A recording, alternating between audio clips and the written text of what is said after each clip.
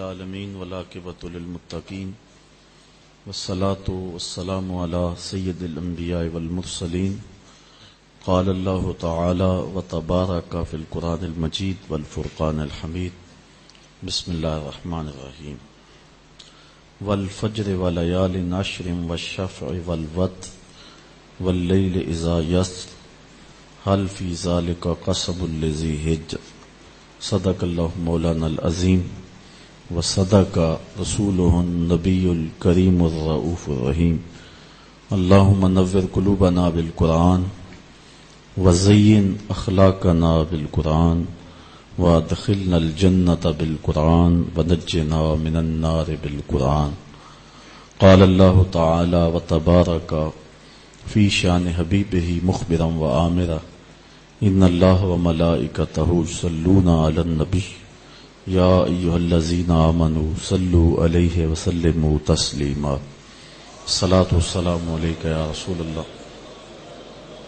وعلی آلک واصحابک یا محبوب رب العالمین۔ تمام حمد و ثنا تعریف و توصیف اللہ جل مجدہ الکریم کی ذات بابرکات کے لیے جو خالق کائنات بھی ہے اور مالک شش جہات بھی۔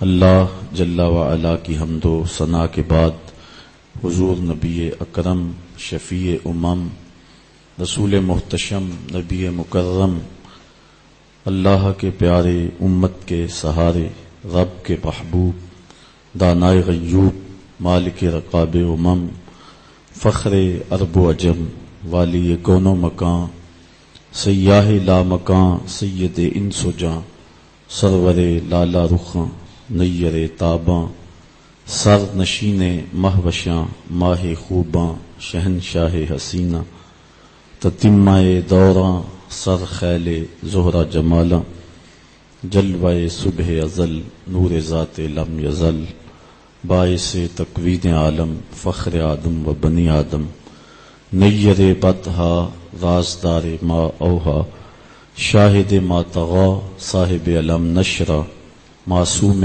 آمنہ احمد مجتبی حضرت محمد مصطفیٰ صلی اللہ علیہ وسلم کے حضور ناز پہ اپنی عقیدتوں ارادتوں اور محبتوں کا خراج پیش کرنے کے بعد عالی مرتبت ذی وقار علماء کرام بالخصوص جانشین شیخ الحدیث قبلہ صاحبزادہ حامد رضا صاحب زیدہ مجدہ محترم محتشم سامعین خواتین و حضرات مہمانان عالی مرتبت منتظمین السلام علیکم ورحمۃ اللہ وبرکاتہ۔ حضور نبی رحمت صلی اللہ علیہ وآلہ وسلم نے جب لوگوں کو دعوت دین دی تو حضور علیہ السلام نے ابتداءً دو چیزوں پر زور دیا، ایک اللہ کی توحید پر اور دوسرا عقیدہ آخرت پر۔ کفار مکہ نے حضور علیہ السلام کی مخالفت کی، لیکن وہ یہ سمجھتے تھے کہ جہاں سینکڑوں نہیں ہزاروں خداؤں کا فسوں چل رہا ہے وہاں ایک خدا کی بات کون تسلیم کرے گا، اور جہاں مادی زندگی ہی سب کچھ ہے وہاں آخرت کا تصور کس طرح لوگوں کے دل و دماغ میں راسخ ہوگا۔ یہ اٹھنے والی صدا مکے کے پہاڑوں سے ٹکرا کر کے پھر پلٹ جائے گی اور دنیا اس کہانی کو بھول جائے گی۔ لیکن جب اسلام لانے والوں کی تعداد میں اضافہ ہونے لگا اور غلام بھی اسلام لانے لگے اور قریش کے سرداروں کے دلوں میں بھی ایمان کی تخم ریزی ہونے لگی، حضرت ابو بکر جیسا دانا بینا شخص بھی دامن رسول میں آ گیا اور حضرت عمر رضی اللہ تعالی عنہ جیسا جری جوان بھی حضور کی دہلیز پہ کھڑا ہوا نظر آیا، تو پھر قریش نے اسلام کے خلاف پوری قوت کے ساتھ کھڑا ہو کر کے اس دعوت کو اس تحریک کو روکنے کے لیے کوشش کی۔ تو جو شخص دلیل سے بات نہ کر سکتا ہو اس کا طریقہ ہمیشہ تشدد پسند ہی رہا ہے. گالی اور گولی ایسے لوگوں کا مزاج ہوتا ہے جو دلائل کی بولی نہیں بول سکتے ہیں. تو جب قریش مکہ نے تشدد، ظلم اور جبر کا بازار گرم کیا اور حضور کے غلاموں کو مشق ستم بنانا شروع کیا، حضرت حسان بن ثابت رضی اللہ تعالی عنہ کہتے ہیں کہ میں رہنے والا تو مدینے کا تھا، لیکن ایک بار میں مکے میں گیا تو میں نے دیکھا کہ کھجور کی رسی میں ایک کالے رنگ کے شخص کو لوگوں نے پرویا ہوا ہے اور مکے کی گلیوں میں گھسیٹ رہے. تو میں نے پوچھا کہ یہ شخص کون ہے؟ تو لوگوں نے کہا اس کا نام بلال ہے. تو میں نے کہا کس جرم کی سزا اسے دے رہے ہو؟ تو انہوں نے کہا کہ یہ ایک نئے دین میں داخل ہوا ہے اور ہم اس کو منحرف کرنا چاہتے ہیں. کہتے ہیں میں نے دیکھا کہ وہ جوں جوں گھسیٹتے اس کی زبان پر احد احد کی صدا تیز ہوتی چلی جا رہی تھی. زخم پہ زخم کھا کے جی، خون جگر کے گھونٹ پی، آہ نہ کر لبوں کو سی، یہ عشق ہے دل لگی نہیں. یہ چند لمحوں کے لیے دل بہلانے کی کہانی نہیں ہے کہ جس محبت میں سختی آئی تو راستہ بدل لیا. یہ ان راستوں کا ان لوگوں نے اہتمام کیا تھا اور ان راستوں کے مسافر بنے تھے کہ راستے میں پہاڑ بھی ہوں تو یہ چیر کے آگے گزر جائیں.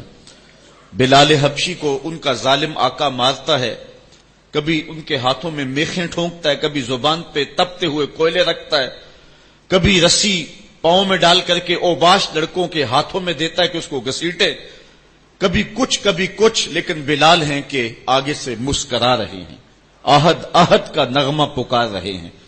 کسی نے رک کے کہا بلال یہ عجیب تماشا ہے، وہ تمہیں مار رہے ہیں اور تم آگے سے آہد آہد پکار رہے ہو. تو حضرت بلال بولے تم جاؤ نا بازار میں مٹی کا پیالہ خریدنے کے لیے تو اس کو بھی ٹھونک ٹھونک کے دیکھتے ہو، اس کی آواز تو ٹھیک ہے، کہیں کچا تو نہیں ہے. کہا تم تو مٹی کا پیالہ بھی خریدو تو ٹھونک بجا کے دیکھو، یہ کہیں کچا تو نہیں ہے، اس کی آواز تو ٹھیک ہے. کہا میرا مالک بلال کو خرید رہا ہے، دیکھ رہا ہے بلال کچا تو نہیں ہے، اس کی آواز تو ٹھیک ہے. میں کہتا ہوں مالک خرید لے بلال کو، کھال ادھر بھی جائے گی، حق حق کی صدا ختم نہیں ہوگی. محبت کی یہ البیلی اور انوکھی داستانیں اہل ایمان رقم کی ہیں. اگر اس عنوان سے بات کی جائے تو یہ تاریخ کا ایک ایسا باب ہے. حضرت سمیہ رضی اللہ تعالی عنہا اسلام کی پہلی شہیدہ، جن کو مکے کے چوک میں ابو جہل نے جو ہے وہ نیزہ مار کر کے شہید کیا. راہ خدا میں بہنے والا یہ خون تاریخ اسلام نے محفوظ کر لیا کہ ایک عورت کا خون تھا. اور پھر حضرت عمار ابن یاسر کے والد حضرت یاسر کو بھی شہید کیا گیا. دونوں ماں باپ شہید ہو گئے اور بیٹا پھر بھی ڈٹا ہوا ہے. کافروں نے حضرت عمار ابن یاسر کو پکڑ کے تپتی ہوئی آگ میں ڈال دیا اور انہوں نے رخ کیا حضور کے کاشانہ انور کی طرف اور آنکھوں میں آنسو امڑ آئے. تو کافر سمجھے شاید جلتی ہوئی آگ کے شعلوں سے اور بھڑکتے ہوئے کوئلوں سے ڈر گیا ہے. کہا عمار گھبرا گئے ہو، تمہیں ان تپتے ہوئے کوئلوں سے باہر نکال لیا جائے. تو حضرت عمار مسکرا کے کہنے لگے میں ان تپتے ہوئے کوئلوں سے نہیں ڈرا، میں تو راہیں تک رہا ہوں، جس محبوب کے لیے دکھ سہ رہا ہوں کبھی وہ جلوہ فراز بھی تو ہو جائے نا. اچھا ادھر غلام تڑپا، ادھر آقا تشریف لے آئے. حضرت عمار ابن یاسر کے سر پہ ہاتھ رکھ کے حضور نے کہا یا نارو کونی بردم و سلامن علی عمار ابن یاسر کما کنت علی ابراہیم. اے آگ جس طرح ابراہیم پہ ٹھنڈی ہوئی تھی آج میرے عمار ابن یاسر پہ بھی ٹھنڈی ہو جائے. تو محبتوں کی یہ داستانیں بڑی دل آویز ہیں. تو اللہ تعالیٰ جل شانہ نے جب اپنے محبوب علیہ السلام کے غلاموں کے ساتھ یہ ہونے والے ظلم اور اس جبر کی رقم ہوتی داستان کو دیکھا تو سورۃ الفجر تب نازل ہوئی تھی. ایک طرف اہل ایمان کو تسلی دی کہ اگر تمہیں دکھوں میں مبتلا کیا گیا ہے تو کوئی نہیں، تم سے قبل بھی جو لوگ اس راستے کے مسافر ہوئے ہیں ان کو بھی انہی راہوں سے گزرنا پڑا ہے اور وہ بھی عظیمت کی یہ داستان رقم کرتے ہوئے آئے ہیں. انہوں نے بھی جو ہے وہ سولیوں پہ اور فصیلے دار پہ اپنے سروں کا چراغاں انہوں نے بھی کیا ہے اور راہ حق میں ہر دکھ اور ہر تکلیف انہوں نے سہی ہے، حتیٰ کہ زنجیروں نے ان کی ہڈیوں تک جو ہے وہ نشان چھوڑے لیکن پھر بھی وہ راہ حق سے منحرف نہیں ہوئے.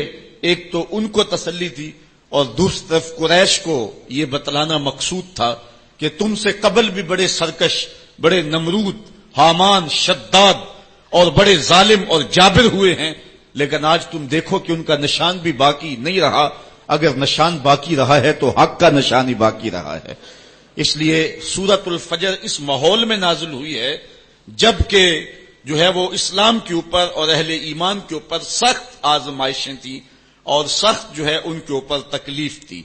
فجر کی قسم کھانے کا ایک مقصد تو یہ تھا کہ ان کفار کو یہ کہنا تھا کہ جس طرح فجر طلوع ہوتی ہے اور رات ختم ہو جاتی ہے، یہ زندگی بھی جو ہے جو تم گزار رہے ہو ختم ہوگی اور آخرت کی زندگی میں تم نے قدم رکھنا ہے اور صبح قیامت طلوع ہونے والی ہے۔ اور دوسری طرف اہل ایمان کو تسلی دینا مقصود تھا کہ راتیں جتنی بھی لمبی کیوں نہ ہوں، پو تو پھٹتی ہے اور اجالے تو نکلتے ہیں، ایک وقت آئے گا کہ اسلام کا پھریرا دنیا کے اوپر لہراتا ہوا نظر آئے گا۔ آج کی قربانیاں کل کے لیے سکھوں کا سامان بن جائیں گی۔ ساغر صدیقی نے کیا کہا تھا کہ آج تو ہیں یہ جسم آلودائے گرد سفر، آج تو ہیں یہ جسم آلودائے گرد سفر، کل انہی جسموں پہ منزل پھول بھی برسائے گی۔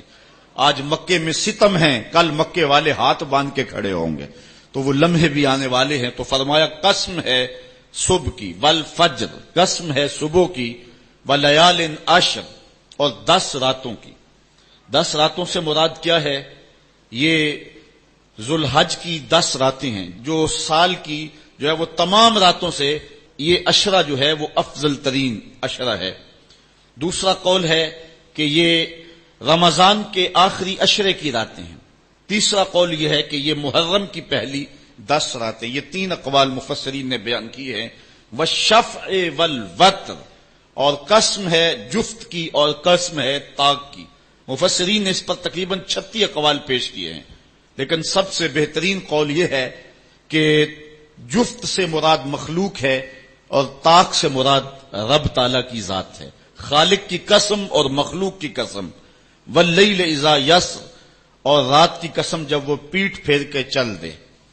یہ قسمیں 5 فرمائیں، اور اس کے بعد فرمایا حل فی ذالک قسم الذی ہجر، کیوں اس میں عقل مند کے لیے قسم ہوئی؟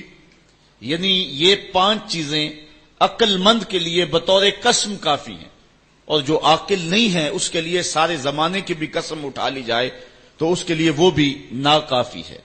تو قسم جو ہے وہ عقل مند کے لیے پھول کی پتی سے کٹ سکتا ہے ہیرے کا جگر، مرد ناداں پہ کلام نرم و نازک بے اثر۔ ہمارے استاد کہا کرتے تھے کہ اس کو عام لوگ پڑھتے ہیں کہ پھول کی پتی سے کٹ سکتا ہے ہیرے کا جگر، تو کہتے ہیں نہیں کاٹا جا سکتا ہیرے کا جگر پھول کی پتی سے۔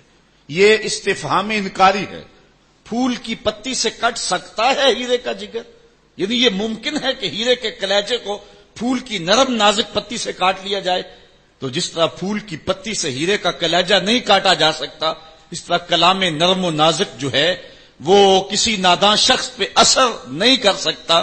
تو اللہ تعالیٰ فرماتا ہے کہ یہ جو قسمیں ہیں یہ عقل مند لوگوں کے لیے جو ہیں وہ نافع ہیں، اور جو بے وقوف ہیں، جو حماقت کے مارے ہوئے ہیں، ان کے لیے اس میں کوئی فائدہ نہیں۔ اسی لیے کہا گیا یضل بہ کثیرا ویہدی بہ کثیرا، قرآن سے بہت سارے لوگ ہدایت پا جاتے ہیں اور بہت سارے لوگ قرآن سے گمراہ بھی ہو جاتے ہیں۔ اصل قصور ان کی اپنی عقول کا ہے اور اپنی بنجر زمین کا ہے۔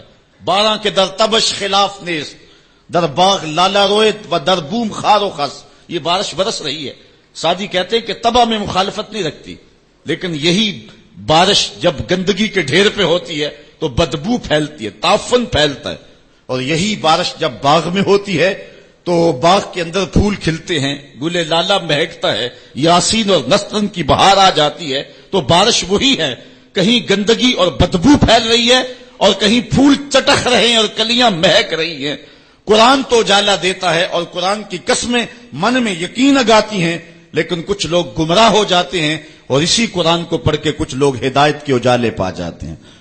تو کہا کہ یہ جو 5 قسمیں ہیں یہ عاقل لوگوں کے لیے اس میں ہی ہدایت ہے اور اس میں ہی ان کے لیے بہت کچھ ہے۔ جس طرح فجر کے بعد حشرات الارض بلوں سے باہر نکلتے ہیں اور سوئے ہوئے انسان پھر دوبارہ جاگ پڑتے ہیں.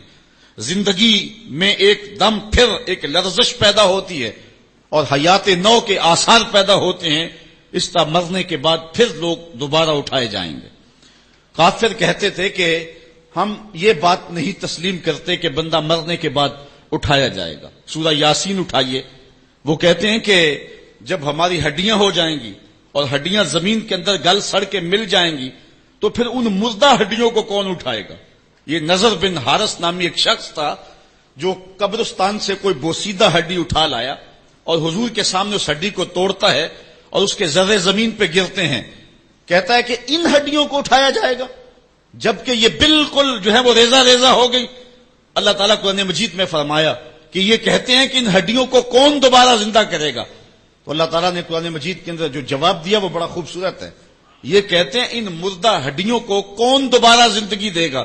تو اللہ تعالیٰ نے جواب دیا کہ جب یہ ہڈیاں بھی نہیں تھی، جس رب نے اس وقت ہڈیوں کو بھی پیدا کر لیا تو ان کو جوڑنا اس کے لیے کون سا مشکل ہے. اللہ وہی رب جس نے ان ہڈیوں کو تخلیق کیا، نئے سرے سے ان کو پیدا کیا، تو اب ان کو جوڑ کر کے انسان کی شکل میں کھڑا کرنا اس کے لیے کوئی مشکل نہیں. روزانہ ہم موت کی آغوش میں چلے جاتے نیند کی صورت میں، لیکن پھر اٹھ کے زندگی کے اندر وہی توانائی، وہی حرارت اور وہی تیزی اور وہی جو ہے وہ نشاط پن. یہ حشر پہ دلیل ہے. تو کہا یہ قسمیں ہیں عاقل کے لیے. الم تر کیف فعل ربک بعاد. اب قریش مکہ جو مسلمانوں پہ ظلم و ستم کرتے ہیں تو عاد کو اور سمود کو اور فرعون کو قریش مکہ بخوبی جانتے تھے. چونکہ جو عاد اور سمود ہیں یہ تو بالکل جو ہیں وہ عرب کے اندر ہیں اور یہ ان لوگوں کو اچھی طرح جانتے تھے. ان کی کہانیاں بھی ازبر تھیں. اور فرعون کی غرقابی مصر میں اہل کتاب بنی اسرائیل کے ساتھ ان روابط کی وجہ سے اس کو بھی یہ خوب سن چکے تھے. تو اللہ تعالیٰ جل شانہ نے اگرچہ بہت ساری بستیاں برباد کی ہیں، بہت ساری سنگتیں تباہ کی ہیں، لیکن ان کو خاص طور پہ ان 3 چیزوں کی طرف توجہ دلائی کہ آج تم اپنی چھاتی چوڑی کر کے چلتے ہو لیکن اس کہانی کو یاد کرو. اللہ اکبر. الم تر کیف فعل ربک بعاد. کیا تم نے نہ دیکھا کہ تمہارے رب نے عاد کے ساتھ کیا سلوک کیا. ارم ذات العماد. یہ کون عاد تھے؟ یہ عاد ارم تھے. انہیں عاد اولا بھی کہا جاتا ہے. حضرت نوح علیہ السلام کے بیٹے حضرت سام اور حضرت سام کے بیٹے ناقوس اور ان کے بیٹے ارم، اور ارم کا بیٹا عاد تھا. اور یہ عرب بائدہ جس کو کہتے ہیں یا جس کو عاد اولا اور عاد اخرى کہتے ہیں، یہ اسی عاد کی اولاد سے حضرت نوح علیہ السلام کا جو چوتھی پشت میں بیٹا ہے. اور یہ عرب جو ہیں یہ سارے سامی ہیں اور ان نسل سے جو ہے وہ آئے ہیں. تو اس لیے ان کو یہ بخوبی جانتے تھے چونکہ ان کے ابا اجداد تھے. تو اللہ تعالیٰ جل شانہ نے فرمایا کہ الم تر کیف فعل ربک بعاد. جانتے ہو کہ تمہارے رب نے عاد کے ساتھ کیا کیا. عاد وہی ارم ذات العماد، وہ ارم والے عاد ذات العماد جو اونچی اونچی عمارتیں بناتے تھے. آج کل بھی دنیا پہ ٹاور بن رہے ہیں تو سب سے پہلے اس بات کا آغاز اور اس فن کا جو ہے وہ ایجاد جو تھا وہ قوم عاد نے کیا تھا. حضرت ہود علیہ السلام قوم عاد کی طرف نبی بن کر آئے اور انہوں نے ان کو سمجھایا کہ جو ہے وہ تم اللہ کی طرف آ جاؤ اور اپنی زندگی کے اندر اچھائیاں اور حسن پیدا کر لو. لیکن انہوں نے اللہ کے نبی کی ایک بات نہ مانی اور کہا کہ ہمارے یہ مضبوط قلعے اور یہ قصور اور عالی نصب عمارتیں تم ان کو نہیں دیکھ رہے، ان کی ہیبت کیا ہے. اور پھر چونکہ ان کو خود بھی بڑا وجود دیا گیا تھا، اللہ خود کہتا ہے اللاتی لم یخلق مثلها فی البلاد، کہ ان جیسا شہروں میں پیدا ہی نہ کوئی ہوا تھا. جتنے وہ جسیم تھے، جتنے وہ زوراور تھے اور ان کی چھاتی میں جتنی طاقت تھی، تو اللہ تعالیٰ فرماتا ہے کہ ان جیسا پیدا نہیں کیا گیا. لیکن پھر زمانے نے دیکھا کہ قوم عاد کے ساتھ سلوک کیا ہوا. ان کی بستیاں الٹ کے رکھ دی گئیں اور صرف کھنڈرات باقی رہ گئے جو ہے وہ عبرت کی کہانی ماں بعد آنے والی قوموں کو سنانے کے لیے. وَثَمُودَ الَّذِينَ جَابُوا الصَّخْرَ بِالْوَادِ. اور قوم سمود جنہوں نے وادی میں پتھر کی چٹانیں کاٹی. یہ مدینہ اور شام کے درمیان یہ وادی پڑتی ہے. حضرت صالح علیہ السلام جو ہے وہ اس قوم کی طرف نبی بن کر مبعوث ہوئے تھے. یہ پتھروں کی چٹانوں کو آج بھی وادی القرا کے اندر ان کے نشانات دیکھے جا سکتے ہیں. تو وادی قرا کے اندر انہوں نے پہاڑوں کے پہاڑ چیر کے ان کے اندر مضبوط پناہگاہیں بنائی تھی. آج کے زمانے میں ایٹم بم بھی پھینکا جائے تو وہ وہاں تک نہ پہنچ پائے. یہ کہتے تھے کہ کوئی طوفان، کوئی شدید آندھی اور کوئی سیلاب ہمارا کچھ نہیں بگاڑ سکتا، ہم ان محفوظ پناہگاہوں میں رہتے ہیں. لیکن پھر وہ بھی عبرت کا نشان بن گئے. ہوا کیا کہ جب وہ پتھروں کی چٹانیں چیر کر کے اپنے مکان بناتے تھے اور اسی شغل میں رہتے تھے تو حضرت صالح علیہ السلام نے جو ہے وہ پتھر سے زندہ اونٹنی نکال کے دکھا دی اللہ کی اذن سے، اور کہا ہاذہ ناقۃ اللہ، یہ اللہ کی اونٹنی ہے. چونکہ یہ اس طریقے سے نہیں آئی ہے، یہ خاص گو ساری اونٹنی اللہ کی ہیں، لیکن نسبت تشریفیہ اس کی طرف ہو گئی. اب کہا کہ اس کی باری کا حوض کا پانی تم نے نہیں پینا، اور جب اس کی باری ہوگی یہ پیے گی، اور جب تمہاری باری ہوگی تو تم پیو گے. جس دن وہ اونٹنی پیتی تھی تو سارا حوض پی جاتی تھی، لیکن یہ نہیں تھا قوم پیاسی رہتی، دودھ اتنا دیتی کہ پوری قوم سیراب ہو جاتی. اچھا، انہوں نے کیا کیا؟ اس اونٹنی کے پاؤں کاٹ دیے اس تکبر سے کہ ایک طرف پوری قوم اور ایک طرف اونٹنی ہو کے، ایک جانور ہو کے اس کو یہ اعزاز اور تکریم اور پروٹوکول دے دیا گیا کہ وہ پورا دن حوض پہ وہ مالکن ہو حوض کی اور ہم حوض کے قریب نہ جا سکیں. یہ انہوں نے نہیں دیکھا کہ ہاذہ ناقۃ اللہ، یہ اللہ کی اونٹنی ہے. نسبت کتنی اونچی ہے یار. آج کتنا خوبصورت گھر آپ بنا لیں، اربوں روپے بھی اس کے اوپر صرف کر لیں اور قیمتی سے قیمتی پتھر لگا لیں اس کے اوپر، اطلس و دیبا کا کام اس کے اوپر کروائیں اور اس کے اوپر اعلیٰ سے اعلیٰ سونے اور چاندی اور طلا کا کام کروائیں، لیکن پتھروں سے بنا ہوا سادہ سا گھر بیت اللہ جس کو نسبت میرے رب سے ہے، بھلا کوئی کوٹھی، کوئی محل، کوئی قصر جو ہے وہ اس گھر کی عظمت کو چھو سکتا ہے؟ اس لیے کہ وہ بیت اللہ ہے. تو وہ قوم جتنی بھی سربلند کیوں نہ ہو، اللہ نے اس اونٹنی کو اعزاز یہ دیا تھا ناقۃ اللہ، وہ اللہ کی اونٹنی تھی. اچھا، انہوں نے اس کی توہین کی، اس کے پاؤں کاٹ دیے. تو اس اونٹنی کا ایک بچہ تھا، اس نے چیخ ماری. درد سے جب وہ چیخا تو اللہ کا عذاب آ گیا اور یہ عذاب میں مبتلا ہو گئے. اللہ اکبر. قوم عاد کا جو حال ہوا، قوم سمود کا پھر جو حال ہوا، وہ زمانے نے دیکھا. آگے ارشاد فرمایا وَفِرْعَوْنَ ذِی الْأَوْتَادِ، وہ فرعون جو کیلوں والا تھا. یہ ذی الاوتاد اس کو کہا گیا، اس کی کئی مفسرین نے وجہ بیان کی ہیں. اس کا اتنا بڑا لشکر تھا کہ لشکر میں جہاں پڑاؤ کرنا ہوتا، اس لشکر کے لیے جو خیمے لگائے جاتے، اس خیمے کی تنابیں جن کیلوں کے ساتھ باندھی جاتی، 70 اونٹ ان کیلوں کو اٹھا کے چلتے تھے. اس لیے کہا گیا یہ میخوں والا فرعون ہے. یا مفسرین نے کہا دوسری وجہ یہ ہے کہ جو فرعون کی بات نہ مانتا تو اس کو جو ہے وہ لٹا کر کے اس کے ہاتھوں اور اس کے پاؤں کے اندر میخیں ٹھونک دیتا تھا. نام پڑ گیا میخوں والا فرعون. تو جس کو اتنا ناز تھا کہ کوئی میری جھوٹی خدائی سے سر کیوں پھیرے، اور اس کو وہ عبرت ناک سزا دیتا تھا. پھر فرعون وہ نیل کی موجوں میں بے بس تھا اور ہاتھ جوڑ کے کہہ رہا تھا آمنت برب موسیٰ، میں اب موسیٰ کے رب پہ ایمان لاتا ہوں. لیکن پھر اس وقت اس کا ایمان لانا فائدہ بخش نہ ہوا. تو اللہ فرماتا یہ سب کچھ تم دیکھ چکے ہو. الذین طغوا فی البلاد، یہ وہ لوگ ہیں قوم عاد، قوم سمود اور فرعون جنہوں نے شہروں میں سرکشی کی، اللہ کے حکموں کو توڑا، جھوٹی خدائی کے دعوے کیے. پھر کیا ہوا؟ فاکثروا فیہا الفساد، پھر انہوں نے بہت زیادہ فساد پھیلا دیا. اللہ تعالیٰ جل شانہ نے ان کی شر کو، ان کے فساد کو جو وہ کرتے رہے اللہ دیکھتا رہا. لیکن جب حد سے زیادہ ہی بڑھنے لگے فصب علیہم ربک صوت عذاب، تو پھر تیرے رب نے ان پر اپنے عذاب کا کوڑا برسایا. پھر جو ان کا حال ہوا، اللہ اکبر. ان ربک لبالمرصاد، بے شک تمہارے رب کی نظر سے کچھ غائب نہیں ہے. تمہارا رب تمہارے ایک ایک عمل کو، ایک ایک کرتوت کو دیکھ رہا ہے. اے قریش مکہ تم کیا ہو، تمہاری کیا حیثیت ہے؟ عاد و سمود کی بستیاں تمہارے رب نے الٹ کے رکھ دی. تمہارے رب نے فرعون جس کو جھوٹی خدائی کا گھمنڈ تھا لشکر سمیت نیل کی موجوں میں ڈبو دیا. تو کیا تم باقی رہو گے؟ اس لیے ان کہانیوں کو بیان کیا. فصب علیہم ربک صوت عذاب ان ربک لبالمرصاد. یہ کہانی بیان کرنے کے بعد انسان کی ایک کج فکری پر اللہ تعالیٰ نے کتنی خوبصورت جو ہے وہ چیز ارشاد فرمائی. فاما الانسان اذا ما ابتلاه ربه فَأَكْرَمَهُ وَنَعَمَهُ فَيَقُولُ رَبِّي أَكْرَمَنِ۔ انسان کی فطرت ہے جب اللہ تعالیٰ اس کو رزق دیتا ہے، دولت کے دروازے اس کے لیے کھولتا ہے، اس کو جاہ و منصب ملتا ہے، اور یہ اللہ تعالیٰ اس کو جاہ و منصب دے کے، دولت دے کے، اس کو پیسہ روپیہ دے کے اس کی آزمائش کرتا ہے، لیکن اس کو آزمائش نہیں سمجھتا۔ فَيَقُولُ، وہ کہتا ہے ربی اکرمن، میرے رب نے مجھے عزت دی ہے، وہ اس کو عزت سمجھ لیتا اور کہتا ہے کہ میں اللہ کا محبوب ہوں، مجھے اللہ پسند کرتا ہے تو اس لیے مجھے دولت دی ہے، ورنہ میں غربت کی چکی میں پس رہا ہوتا۔ وہ دولت کو جو ہے وہ عزت سمجھتا ہے، حالانکہ اللہ نے بطور آزمائش اس کو دولت دی ہے۔ جب کسی بندے کو پوچھا جائے نا بتا کیا حال ہے، تو اگر اس کے پاس دولت کے انبار، وہ کہتا بڑا فضل ہے اللہ کا۔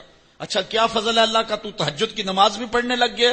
نہیں، میں تو 5 بھی نہیں پڑھتا۔ اچھا کیا فضل ہے کہ اللہ نے تجھے یہ کرم کر دیا کہ تیری زبان پہ جھوٹ نہیں آتا؟ نہیں، میں تو صبح شام جھوٹ بولتا ہوں، ٹیکس بھی چوری کرتا ہوں، میں تو سب کچھ کرتا ہوں۔ تو پھر کیا فضل ہے؟ کہتا مجھے دولت دے دی گئی۔ تو یہ انسان کی فطرت ہے کہ دولت جو مل جائے اس کو تو اس کو فضل الہی سمجھتا ہے، وہ ناجائز طریقے سے بھی لے تو اس کو بھی فضل سمجھتا ہے۔ کبھی آپ نے دیکھا ہوگا کہ سراسر کمائی حرام کی ہے، ناجائز فروشی کے ساتھ، رشوت کے ساتھ، اور کیا کیا دھندے کے ساتھ اس نے جو ہے وہ دولت کمائی، اور عالی نصب کوٹھی بنا کے اوپر لکھ دیا ھذا من فضل ربی، یہ میرے رب کا فضل ہے۔ حالانکہ یہ تو قہر تھا، آزمائش تھی اس کے اوپر، لیکن وہ شیطان نے اس کو جس راستے پہ لگایا اور شیطانی دھندے کے ساتھ جس نے دولت کمائی، اس کو بھی یہ فضل ربی قرار دے رہا ہے اور سمجھتا ہے کہ واقعی میں رب کا فضل ہے۔ نہیں، اللہ فرماتا ہے ایسا نہیں ہے، یہ اس کی کج فکری ہے۔ فضل یہ نہیں ہے کہ کسی کو دولت دے دی جائے، فضل یہ ہے کسی کو تہجد کے سجدوں کی توفیق دے دی جائے، فضل یہ ہے کسی کے سینے کے اندر ایمان کا چراغاں کر دیا جائے، فضل یہ ہے کہ کوئی شخص جھوٹ بولنا چاہے بھی ایک غیبی طاقت زبان کو پکڑ لے، میرے بندے تو محمد عربی کا نوکر ہے، اور محمد عربی صادق بھی تھا، امین بھی تھا، تو جھوٹ بولنا اچھا لگتا ہے، تو وہ جھوٹ بولنا چاہے بھی تو نہ بول سکے۔ یہ ہے رب کا فضل، یہ ہے رب کی کرم نوازی، اور یہ ہے رب کے رحم کا انداز۔ لیکن انسان کی کج فکری ہے، اللہ آزماتا ہے اس کو دولت دے کے، حالانکہ دولت کی آزمائش بہت ڈاڈی آزمائش ہے۔ حضرت عبداللہ ابن مبارک کہتے ہیں ہمیں غربت سے بھی آزمایا گیا اور دولت سے بھی آزمایا گیا۔ غربت کی آزمائش میں تو ہم پورے نکلے، لیکن دولت کی آزمائش میں ہم پورے نہ نکل سکے۔ یہ آزمائش زیادہ سخت آزمائش ہے، لیکن فیقول، بندہ کہتا ہے ربی اکرمن، میرے رب نے مجھے عزت دے دی ہے۔ کوئی عہدہ مل جائے، کوئی شان و شوکت دنیا کی مل جائے، چاہے وہ اس کا ذریعہ کوئی بھی ہو، بندہ کہتا ہے جی فلاں پہ